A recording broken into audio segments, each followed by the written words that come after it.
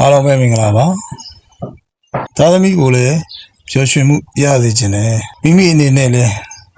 ငွေကြေးမချမ်းသာလို့စိတ်ပူနေတာပုဂ္ဂလိကိုရှားသူတွေလိုမပေးနိုင်ဘူးလို့စိတ်မကောင်းဖြစ်နေတာဒါဆိုရင်တော့ဒီဗီဒီယိုလေးကိုကြည့်လိုက်ပါတကယ်တော့ကလေးတွေကိုပျော်ရွှင်မှုပတ်စံအများကြီးမလိုပါဘူးတချို့မိဘတွေကပတ်စံရှိမှပျော်ရွှင်မယ်လို့ထင်တတ်ကြတယ်အဲဒါကြောင့်ပဲပတ်စံရှာရင်းနဲ့ကလေးနဲ့အချိန်မကုန်ဖြစ်တော့ဘူးကလေးနဲ့အတူရှိခြင်းတွေယော်နေလာအမှန်တကယ်ကလေးတွေလိုချင်တာကတော့အယုတ်တွေဖုံးနေမဟုတ်ဘူးပြအဝတ်စားတွေလည်းမဟုတ်မိဘနဲ့အချိန်မှာပဲမိဘနဲ့တူရှိတဲ့အချိန်ကသူတို့ကပျော်ဆုံးပါကလေးတယောက်ရဲ့အကြီးမားဆုံးပျော်ရွှင်မှုကရှမ်းသာတဲ့ဘဝမဟုတ်